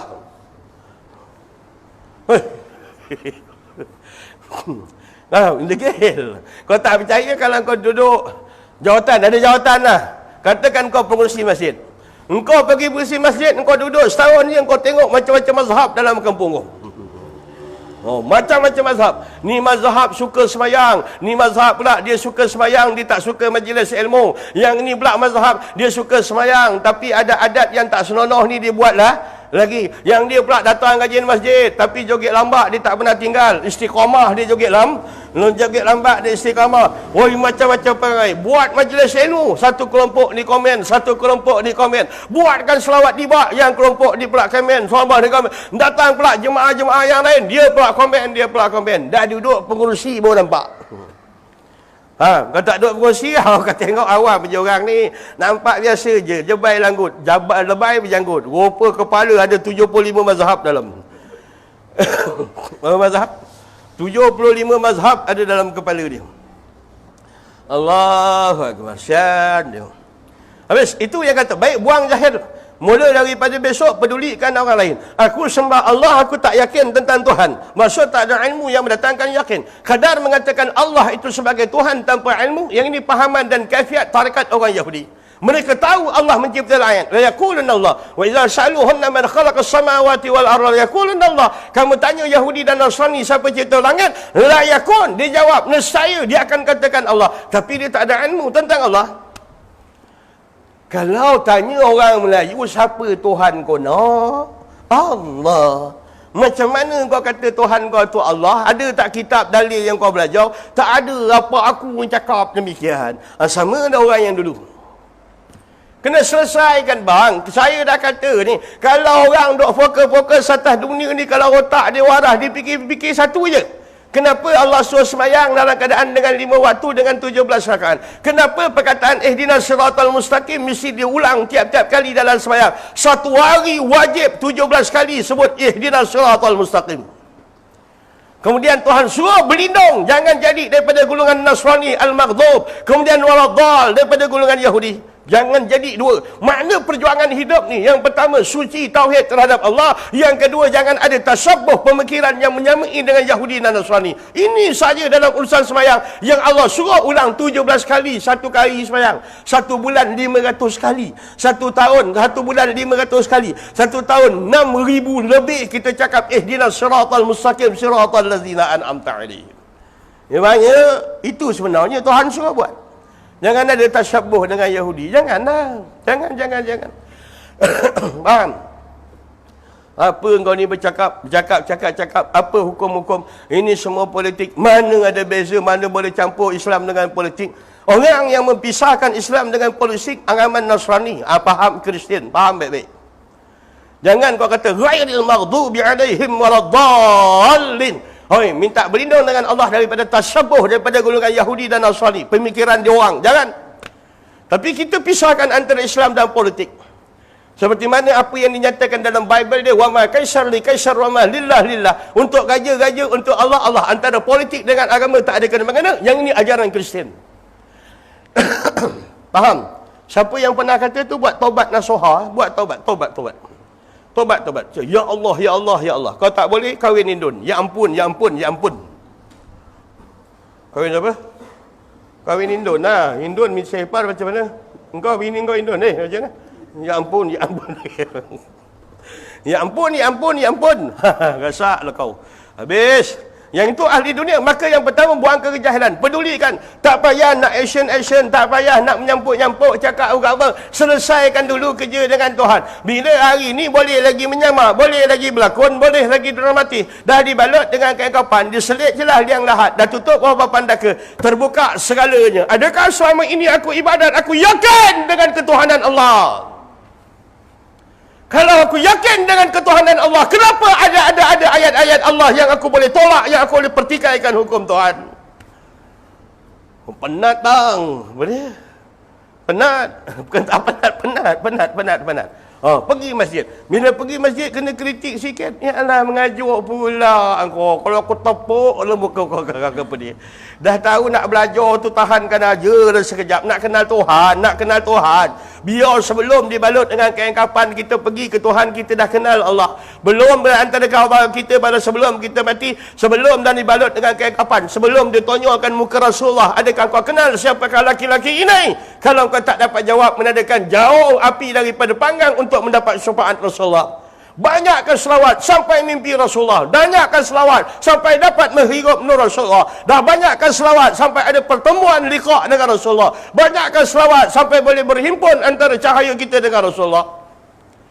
Tahukah kau bila imam tanya, apabila dia datangkan kepada kamu, wahai Hasbullah, akan seorang laki-laki, dia akan bertanya kepada kamu, adakah kamu kenal laki-laki ini? Maka hal keadaan di situ yang berlawak, berlandaskan keimanan dan keyakinan manusia kepada Allah. Ya, aku kenal, inilah Muhammad Rasulullah. Auto, tutup kes, file, tutup tuan-tuan. Nak kenal Muhammad yang bawa hukum kalau orang mencuri, kerat tangan. Muhammad yang bawa hukum kalau orang berzina, rejam. Faham? Are you understand? Jangan lawan dah Muhammad tu. 1000 ilmu turun dekat dunia tuan-tuan. 1000. Tahu? 999 dalam dada Rasulullah, 1 untuk seluruh umat dia. Jangan tengok kecil Muhammad ni. Jangan tengok Muhammad kecil. Ya, dia tak ambil UPSR, PT3, SPM, PhD, dia tak ada. Tapi jangan tengok Muhammad. Kaki kanan dia kalau celup dalam neraka jahanam, boleh sejuk api neraka jahanam. Kekuatan nur bawah tapak kaki Rasulullah tu boleh menyejukkan seketika api neraka jahanam. Jangan tengok selekehlah Muhammad. Cakap beria-ria je. Muhammad adalah orang yang tak reti membaca, yang tak reti menulis, buta huruf. Cakap tu beradab tu sikit. Kau ingat Muhammad dia Muhammad dalam keadaan disekat oleh Allah daripada berkata-kata, pandai berbicara. Muhammad disekat oleh Allah Ta'ala daripada boleh membaca dan daripada menulis-nulis, sebagai nak membuktikan Al-Quran bukan datang daripada Muhammad. Ini kau tanya betul. Muhammad butuh huruf. Muhammad, hajat kau. Sian lah orang macam ni. Yang cakap tu pula ustaz. Macam mana dia boleh dapat ustaz? Ke dia baru nak start? Orang semua yang ustaz nak letak jawatan jadi ustaz, dia pula berebut nak jadi ustaz. Orang kalau boleh borang isi letak jawatan ustaz, aku letak jawatan ustaz. Ini bukan senang. Nak jadi ustaz ni. Siap, dia macam imam. Siap tengok imam dengan Bilal. Dia bang orang kampung tak datang. Bila ada orang sakit suruh dia datang, dia datang. Nampak tu? Kesian kan? Kena dera imam dengan Bilal. Kan? Bila Bilal kata, hayya ala solah, hei orang tengkera, jom semayang. Tak diapik. Semayang imam, dia fardu kifayah. Imam dengan Bilal buat, orang kampung tak payah. Apa dia? Kan senang cerita. Bila ada sakit, mam, tolong datang mam, nenek saya berbuih, tolong Bilal baca Yasin, nenek saya berbuih. Pergilah 2 lebay ni gedegak, naik unta bagdad, gedegak. Kita panggil, dia tak datang. Bila dia panggil, kita kena dah datang. Kau buat tak perasan, kau bukan tak pernah dera imam. Apa dia? Semua orang dah pernah dera imam. Tak. Pelik betul. Rock ni tak pernah semayang kat masjid. Sekali datang subuh, apa dia? Ui, bergegar waras. Subuh dia datang. Rupa nak bagi tahu nenek dia dah mati apa dia. Minta tolong Bilal pegawai syarak selesai. Dah tanam nenek dia pun terbenam, tak bongkar-bongkar lagi ke masjid. Itu masyarakat kau. Kalau tempat aku okey, clear. Memang tak pernah orang datang masjid. Orang kampung aku tak boleh lawan, memang tak boleh. Kau fikir orang mati dia goreng ikan masin kat tangga? Mangkuk ayun ni. Kita pun tegur, kak, orang mati tak boleh kak, masak-masak kat rumah orang mati ni kak, goreng ikan masin tak tu, gini-gini. Pula tak boleh, yang hidup, yang mati mati. Aku dah tak ada nafsu lagi nak keluar dah, bila dia cakap macam tu. Yang ada tangan aku bergoyang. Ada akak ni kan jadi ikan masin, aku kerja kat dia sekarang. Ini disalah orang, imam-imam lain boleh sabar, yang depan ni kurang sabar sedikit. Dia kata apa dia? Yang hidup, yang mati, yang hidup tentu nak makan, yang mati tak makan lah. Allah. Sedih bang, kalau digebur-gebur tu kurang sikit. Ikan masin. Mayat kejap-kejap telan helium. Kejap-kejap telan helium apa dia? Allahu Akbar. Sian, jenis dah jahil, kemudian tak nak mendengar perintah, maka Rasulullah kata yang ini lebih baik kau tinggalkan. Orang kalau bodoh, dia tahu dia bodoh, dia tak nak mengatasi bodoh dia, tapi dia ada pendapat, fatarkil aulah, kau tinggalkan lagi baik, kata Rasulullah. Dia bodoh, dia tahu dia bodoh, dia tahu dia bodoh, dia cari jalan bagaimana nak hilangkan bodoh. Orang ni kata Rasulullah pimpin. Dia bodoh, dia tak tahu dia bodoh. Aku pun dah berbelit-belit, penjudah aku yang bodoh. Dia bodoh, dia tak tahu dia bodoh dan tak tahu jalan bagaimana nak hilangkan bodoh. Yang ini Rasulullah kata, yang ini hal keadaan lebih teruk, hal keadaan lebih cenderung dia kepada nafsu. Jaga baik-baik, ada 4 golongan bodoh yang Rasulullah bagi tahu tu tuan-tuan. Allahu Akbar. Sian tengok. Nak buat macam mana? Sian bang, bukan tak kesian. Kalau kita berdakwah atas dasar nama Muhammad, maka kita boleh bersabar. Kenapa kita berdakwah, kita kena bersabar? Pasal kita nak selamatkan umat Muhammad daripada neraka. Kenapa nak selamatkan umat Muhammad daripada neraka? Kerana takut kalau ada umat Muhammad yang masuk ke dalam neraka, Muhammad akan bersedih kerana ada umatnya. Adakah tuan-tuan sanggup tengok Rasulullah bersedih di akhirat? Ini cara berdakwah. Paling berkesan. Paling berdakwah begitulah. Paling berkesan. Kot kata dilemparkan dalam neraka, kata hikayat, ya Allah, engkau nak masukkan aku neraka, aku redha ya Allah. Tetapi bagi tahu ya Allah, sesungguhnya aku ini umat Muhammad. Kalau engkau masukkan aku dalam neraka, nescaya Muhammad akan bersedih kerana aku umatnya. Ya Allah, adakah engkau redha melihat Muhammad kekasih engkau dalam keadaan bersedih? Tengok cagaran orang buat nama Rasulullah. Perlahan-lahan. Maka baik, yang pertama lepaskan tauhid dulu. Tak lepas tauhid, penat ni kan. Belajar ni, kitab ni nak belajar kitab, cerita ni cerita tasawuf ni. Jadi belajar, kita akan cari guru tauhid. Sini pun banyak saya kata. Kuliah Tenggera ni banyak. Sahabat saya, Ustaz Rahman ada sini. Sahabat saya, Ustaz Syukri ada sini. Semua orang tauhid tu, semua pakar turas tu.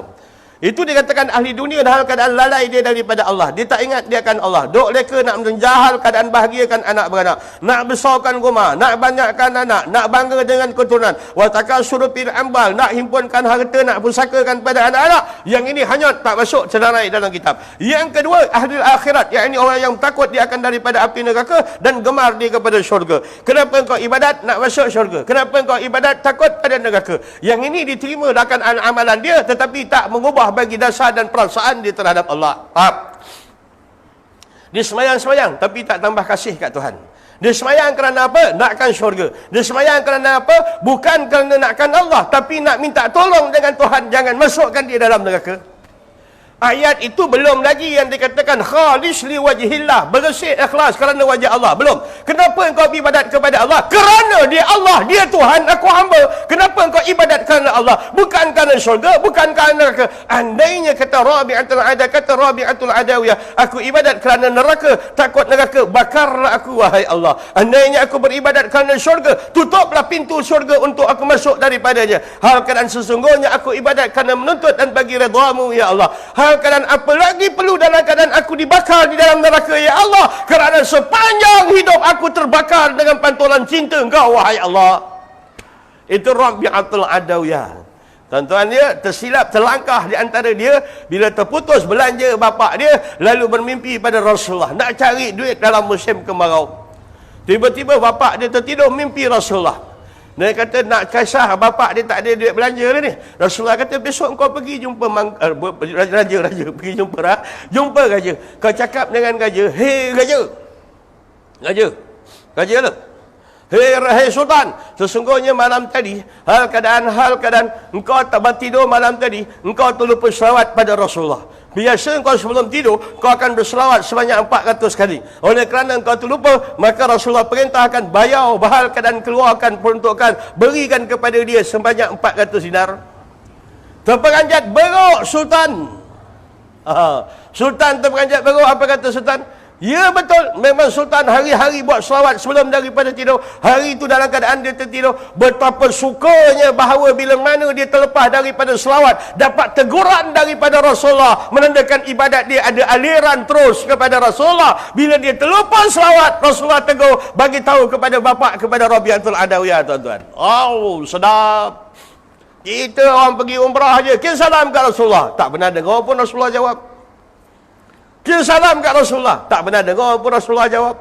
Kirim salam kat Rasulullah. Tak ada pun liqa kunjungan daripada Rasulullah. Padahal jawab salam tu hukum dia wajib. Dia akan bongkau cerita. Bongkau cerita ni bang. Kitab ni nipis je bang. Nipis. Faham? Nipis je. Harga pun tak mahal. RM10 je pun.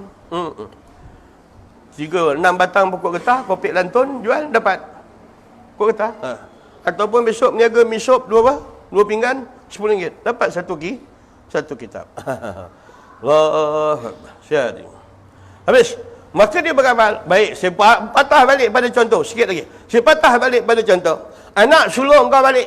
Dia pun tebas sambak. Dia tebas semak. Dia tolong bersihkan rumah. Dia tolong bersihkan rumah. Rajin anak abah. Setelah berapa bulan dia tolong, tiba-tiba dia terkeluar cakap mulut. Payah-payah tanah ni tu kau salin nama saya je bah. Abah pun bila dah dengar macam tu, dia pun salin nama anak dia. Lepas salin nama, tak dijenguk-jenguk dia lagi ayah dia. Ni sebab begitu. Maksudnya, bapa ni mak kapan, ingat anak dia balik, dia buat kerja-kerja ni, dia nak suka aku suka dia dan redha dia. Tapi tidak, sebenarnya dia nakkan harta aku. Agak-agak saya pakai cermin mata Sofi. Agak-agak cantik ke? Lebay ni semayang gedebak. Ingat dia nakkan Allah. Rupa dia nakkan di antara tanah Allah di syurga. Rupa dia nakkan nikmat Allah yang ada di syurga. Rupa dia nakkan bidadari Allah yang ada di syurga.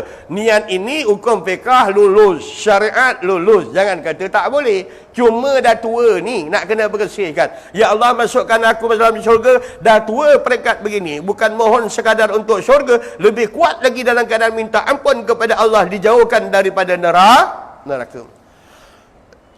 Faham? Tapi janganlah ulang banyak-banyak sangat neraka. Jangan. Sampai Allah firman dalam hadis kursi, kenapa mereka berdoa berulang-ulang kali menyebut takutkan kepada neraka? Kenapa mereka tidak mengharapkan kepada syurga? Padahal rahmat aku lebih luas daripada murkaku, kata Allah. Minta syurga. Ya Allah, masukkan aku syurga dan anak-anak aku, yang lain pedulikan. Nak suka-suka kau, nak beranak kau. Tak boleh bang, tak boleh. Hari ni kau kat masjid, bini kau kat rumah, kat akhirat nak duduk sama ke? Suka-suka kau. Ini syurga bukan rekomen JKK, MPKK tau. Tak ada. Jangan kau politikkan aku. Aku bercakap macam tu je. Kau setakat nak minta bantuan, mesti ada jawab MPKK. Dulu JKK. Dululah JKK dulu. JKK dah tak ada, tinggal MPKK. Maknanya nak minta bantuan, mesti melalui MPKK. Kau ingat syurga macam Melaka kau. Boleh merekomen. Ya Allah, ya Tuhan, ya Allah, ni anak saya, ya Allah. Engkau siapa? Saya hari-hari datang masjid tinggi. Tak jalan. Saya ulang berapa kali lah. Wamtazulau ayyuhal mujrimun. Berpisahlah kamu, hei orang-orang yang berdosa, kata Tuhan. Kalau bapa taat sebelah kanan, anak durhaka sebelah kiri. Bini taat, suami taat sebelah kanan, isteri durhaka duduk sebelah kiri. Nak duduk sekali-sekali, lepas perkara, mampu cakaya, tak ada.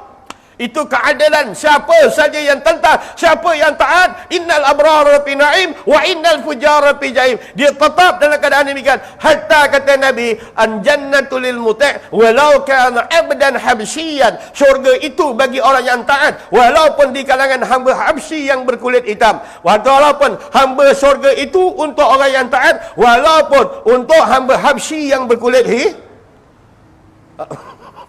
hamba habsyi yang berkulit hitam. Wan naru lil asi, bahawa neraka itu bagi orang yang berzalim, melakukan dosa, yang bermaksiat, walau kana sayyidan, walaupun di keturunan Sayyid, walaupun di keturunan Habib.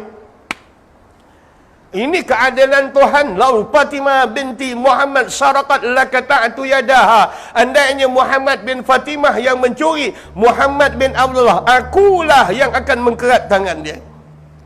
Dia tak ada kebal dalam undang-undang dalam Islam. Faham tak?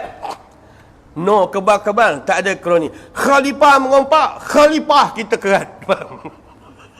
Faham? Khalifah kita kerat. Tok Syekh laku zina, Tok Syekh kita rejam. Ini hukum dia tak ada kebalkan siapa-siapa.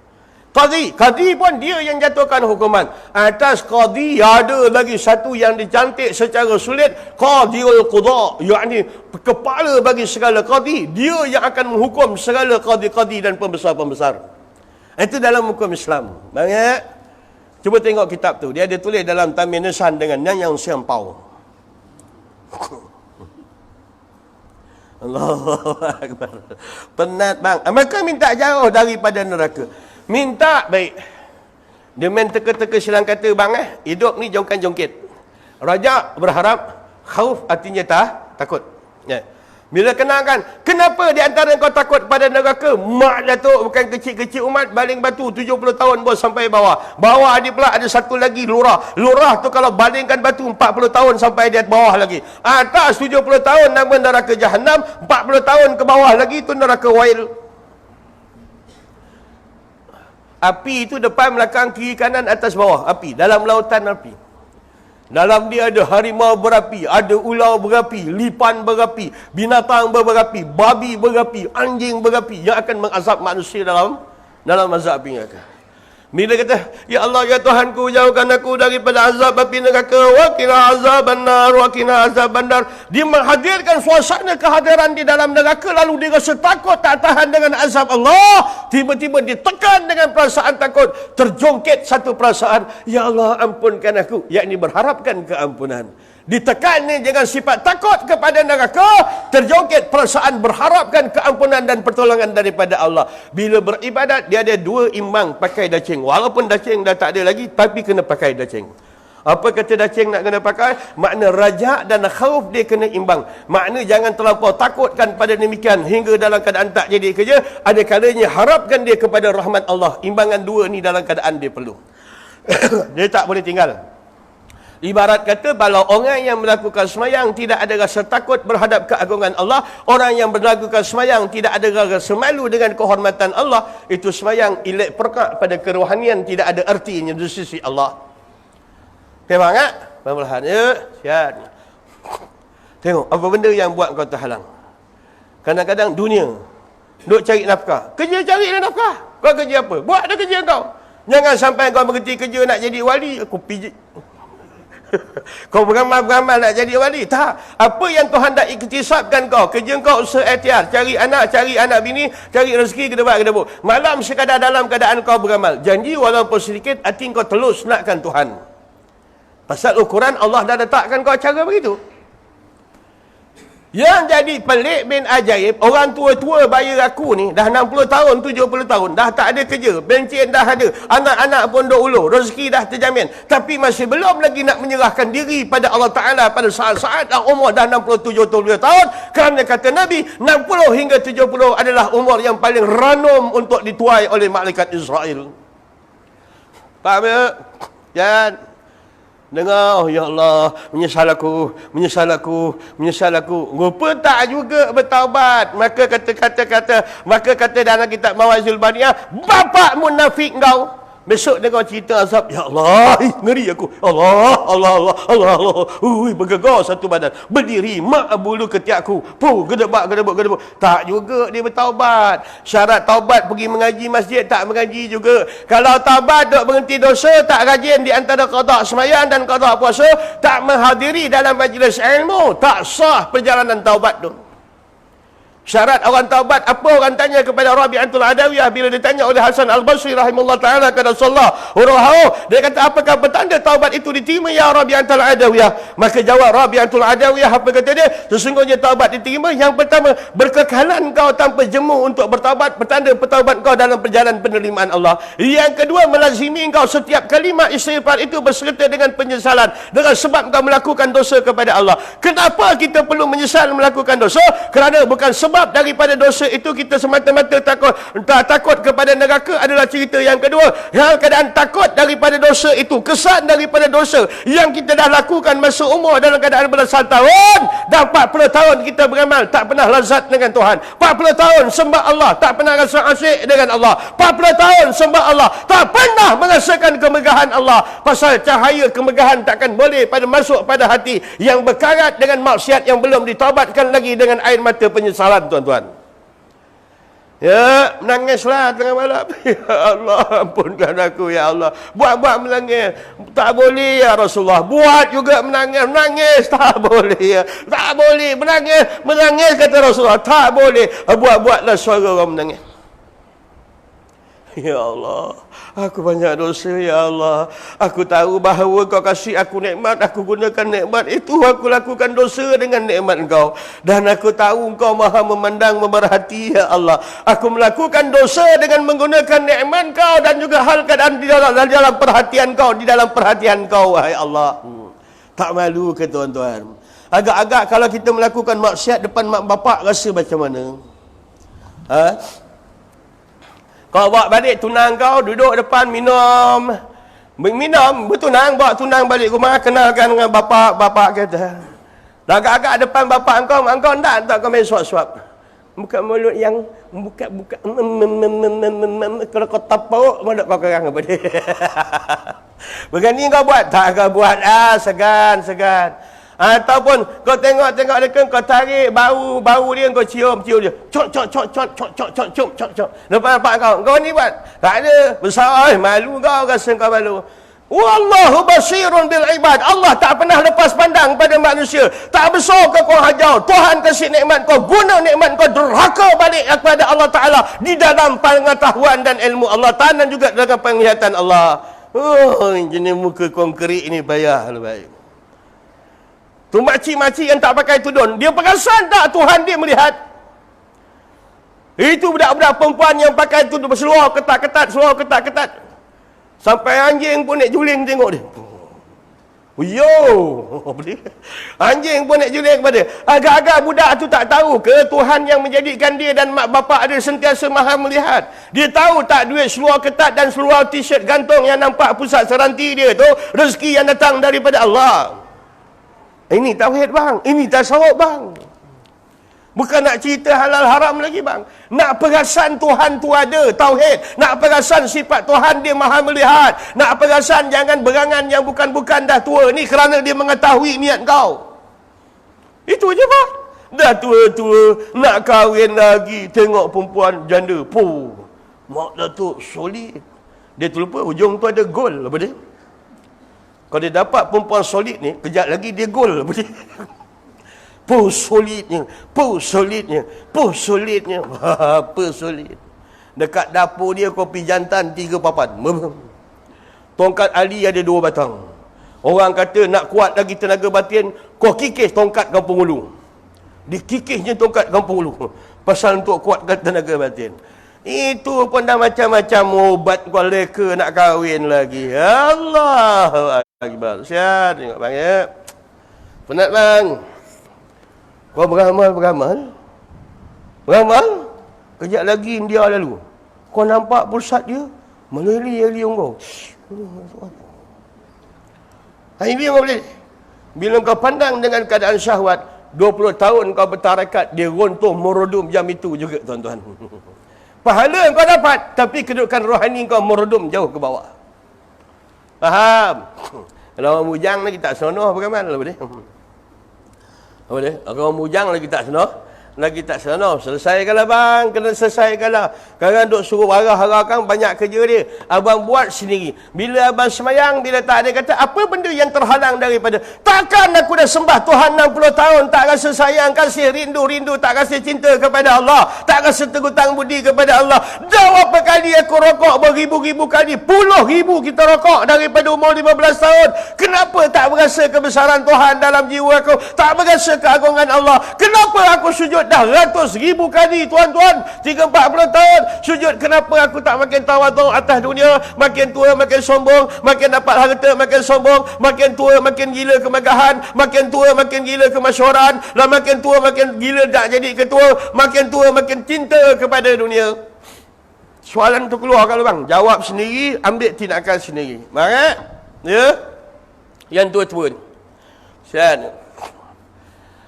Kalau jalan-jalan beramal-beramal, besok tengok minaci tua pun, nakkan lagi, ada duit, kahwin je lah. Tutup syahwat tu. Kalau tidak, tak tertutup dia. Beramal, tengok minaci, ada keinginan, maka batal, hal kerohanian batal. Maka Rasulullah kata, kahwin satu lagi, tutup syahwat tu. Kahwin dua, ada kurang sikit. Tengok aci tu lalu, terhegi-hegi, kena pelempang je. Dia dah mula dah. Kalau dua lagi masih bersyahwat lagi, kalau kau nak jalan sekadar biasa, buat sekadar biasa.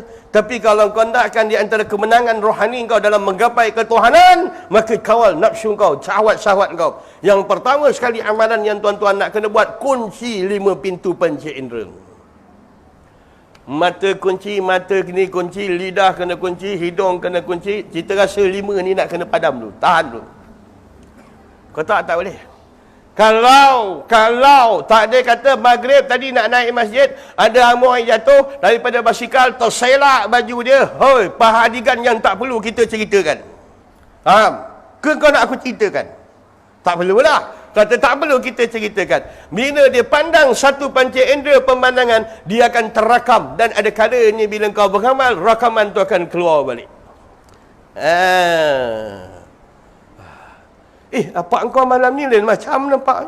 Lain macam, rupa terbayang amor yang jatuh basikal. Ini bukan perkara bergurau.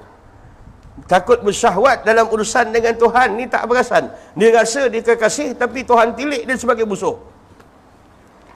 Yang itu belum cerita lagi bab tu. Itu dalam hadis kursi. Menyangka mereka dengan sedikit ibadat mereka bagaikan kekasih, tidak menyangka mereka, tidakkah mereka muhasabah setiap detik? Adakah ketika ini Allah pandang aku di atas dasar kasih, atau Allah datang pandang aku di atas dasar murka? Ni soalan kena sentiasa keluar bang. Lepas sembahyang, Assalamualaikum warahmatullahi. Tak ada orang jawab, Waalaikumsalam warahmatullahi. Assalamualaikum warahmatullahi. Dah lepas daripada sembahyang tu, dah lepas daripada sembahyang, tiba-tiba tak ada timbul perasaan takut, sembahyang aku ni diterima atau tidak, diterima ataupun tidak, diterima. Kemudian keluarkan soalan, adakah di antara keadaan begini aku sedang diperhatikan oleh Allah dalam pandangan kasih atau dalam pandangan murka? Cek balik. Akhirnya Allah dia tahu aku naik ke masjid, bila aku angkat takbir, Allah tunggu tengok pada hati aku. Rupanya aku jadi lebay penipu. Mulut aku puji akan Allah, hati aku berintim-intim mengingati dunia.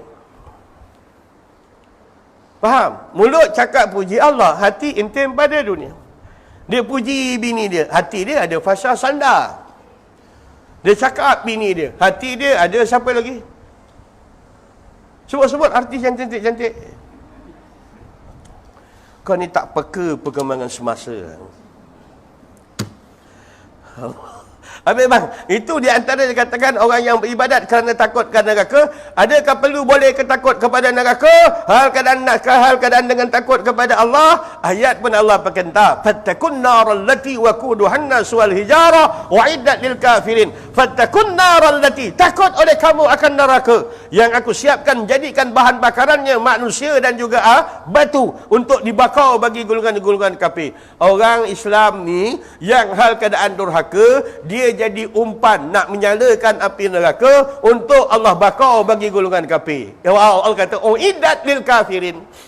Jadi, anda mampu mengubah dia. Ubah sendiri, apa yang kurang. Tak ada tauhid. Buka, tengok jawatan mufti punya. Tengok jawatan mufti punya, buka. Jawatan mufti dia akan keluarkan. Hari ini kuliah dekat negeri Melaka, dekat mana? Kitab tauhid ada kat mana? Kitab fiqah ada kat mana? Hari ini, cuba tengok situ saja hari ini. Kalau rasa-rasa, jangan pilih lagi jalan ilmu ni berlandaskan nafsu.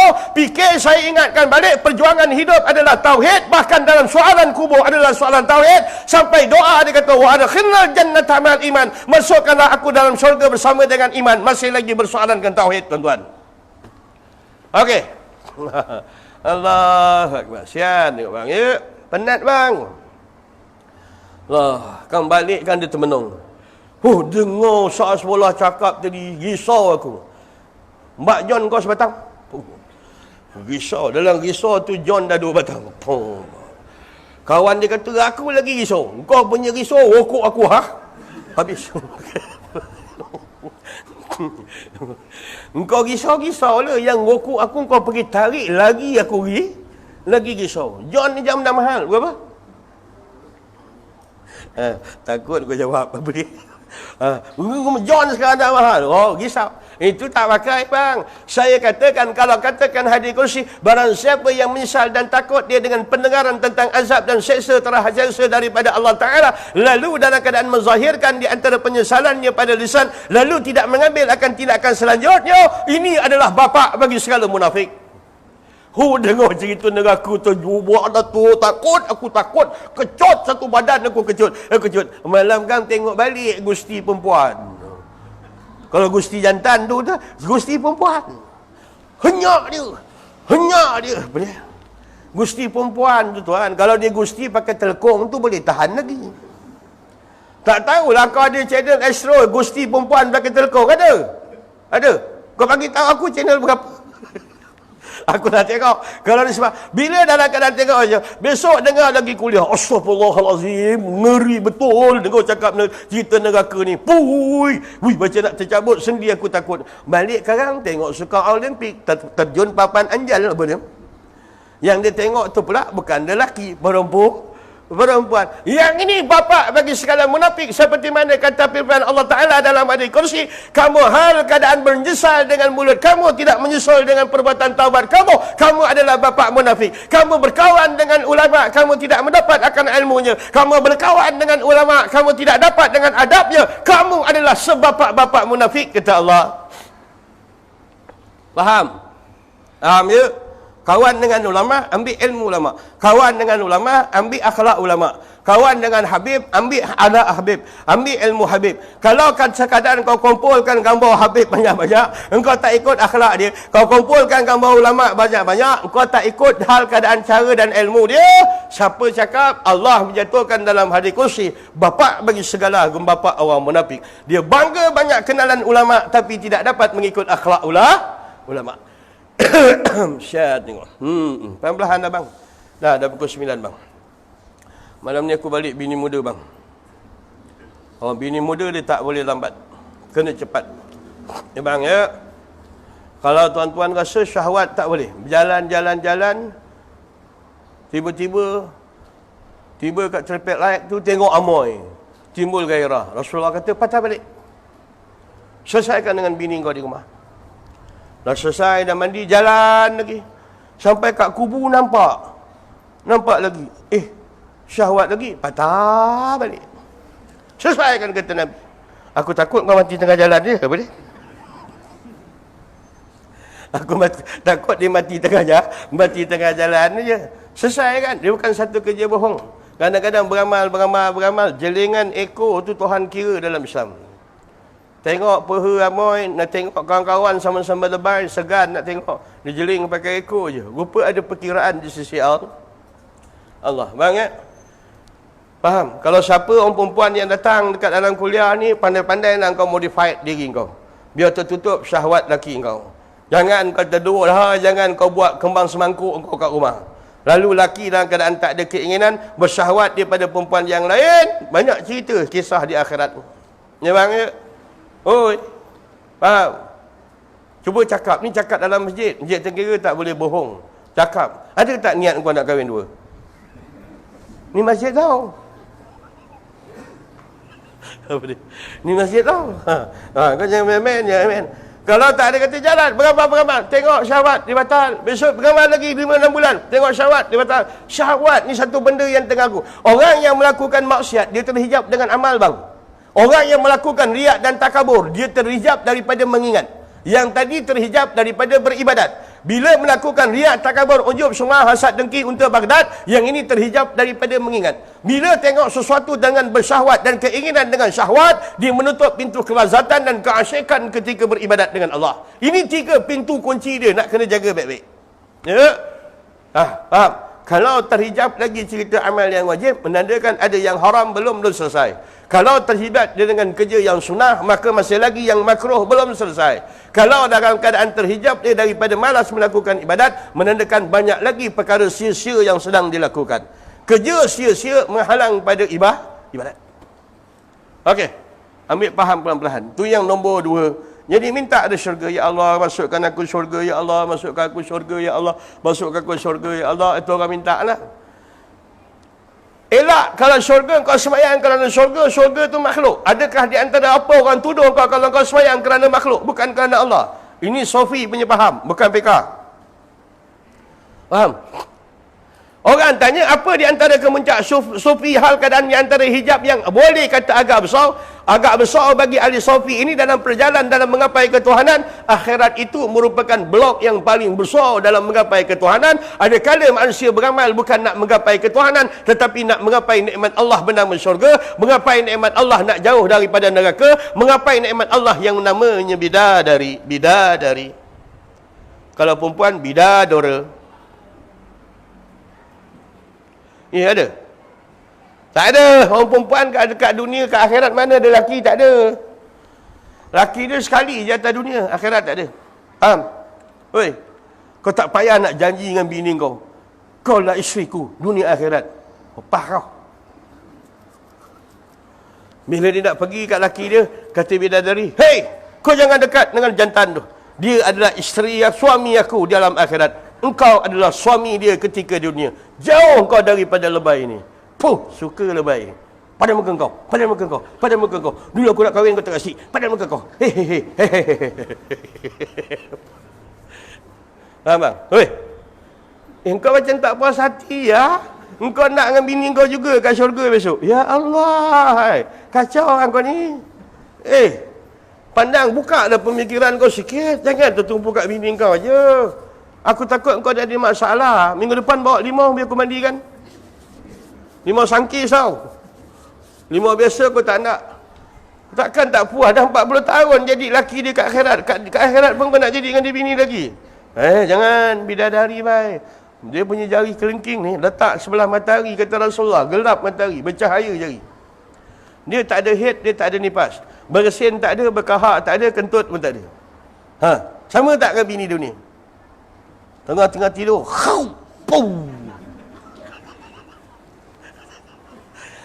Dia ludah kat kipas, berpusing. Satu bilik dapat. Apa dia? Oi, faham? Isteri yang suci. Kalau malam ni bini kau cakap, "Bang, kita besok suami isteri dunia akhirat." Oh, aku tak berani. Hari tu berani. Dah dengar kuliah dia aku tak berapa nak berah. Dah berapa tak berani. Apa sebab tak berani? Pasal dia akan dakwa kau. Pasal kau pergi masjid meninggalkan bini yang jahil di rumah, tak pergi belajar. Siapkan jawapan betul. Siapkan jawapan. Hal keadaan kau nak lepaskan diri, kau nak selamatkan di akhirat, dia terlupa dia ada bini, dia terlupa dia ada anak. Sila siapkan jawapan. Semua bawah tanggungan kita kena. Faham? Sebab tu kadang-kadang saya mengeluh, "Ya Allah, menyesal aku kahwin." Satu. Ayat tu tak habis tau. Menyesal aku kahwin. Satu. Faham? Kalau kau mati, itulah bini tua kau baca Yasin. Gigi palsu dalam kau. Yasin wal Quranil Hakim, innaka minal mursalin. Lagi mengeliat, lagi mayat kau lagi ada. Cuba kau kahwin 4. Sekali kau mati, 4 baca Yasin. Amin. Cakaplah. Amin pun kau takut. Kau dia tahlil seorang 100, dapat 400. Dia bertahlil 4 orang. Seorang pegang batang mop, seorang pakai pisau cincang sayur, seorang pegang penyapu, seorang lagi pegang sudip. Itu dia punya hal. Kita dah mati, ada kita kisah. Faham? Jalan, faham? Ada duit, jangan takut. Kahwin je kahwin. Tak payah minta izin. Mana ada kahwin minta izin dengan bini, tak ada hukum. Kalau kahwin minta izin dengan bini, hukum dia dayus, tak boleh. Yang dibuat, bila memberitahu saja pada isteri yang laki dah kahwin. Tak ada nak minta izin. Okey, faham? Minta izin tak ada. Mana ada hukum laki nak kahwin minta izin dengan bini? Engkau je buat hukum tu. Macam duda-duda ni. Duda-duda ni jadi majlis fatwa.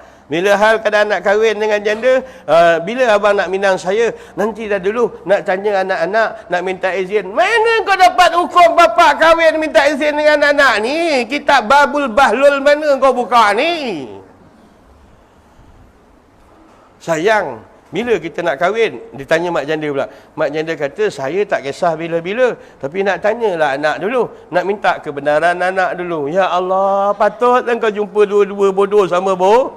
Allahu Akbar. Kahwin je lah. Okey, selesai masalah ya. Faham? Kau tak faham yang lain, faham yang akhir ni je. Apa dia? Kahwin. Minggu depan kurang dah belakang tabir tu kurang belakang tabir tu. Belakang tu kurang. Tak ada kau asyik menyampah aku ustaz. Balik kahwin dua. Ini kitab kak, oi. Kalau kau tak boleh terima Quran dengan sunnah secara reda, buang api Masjid Tenggera kau belajar kitab ni kalau kau tak boleh reda dengan perintah Tuhan. Bila orang kata, abang nak kahwin dua, iyahu, dapat madu.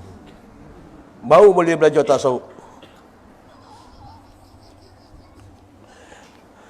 Perempuan nak belajar tahu pula. Tasawuf apa syarat dia? Bila dia kata, sayang, abang cabang sebenarnya tak nak kahwin, tapi Ustaz Asfullah ni mendesak. Aku pula kau jualkan nama aku. Pasal kau. Apa dia? Ustaz Asfullah mendesak. Dia nak suruh kahwin juga. Bini kau pun tepi. Iyahu, abang nak buat sunnah. Iyahu, saya dapat madu. Kalau kau dapat bini macam tu, aku kasih duit antaran 1,000. Duit antaran bini baru 1,000. Pak Lengkek kasih lembu sekor. Dia kasih kau kambing 2 ekor. Kalau bini kau kata bila nak kahwin, dia kata apa dia? Yahu, dapat madu. Abang buat sunnah. Faham? Kalau dia bercakap macam tu, malam kan kalau tidur sebelah dia, kalau kau boleh lelap, bertuah kau.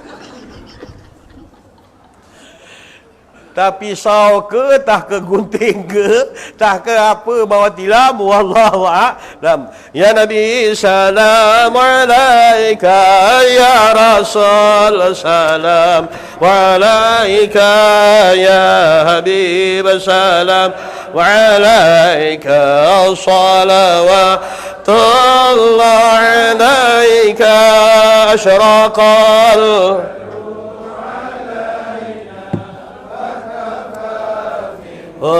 والبدور مثله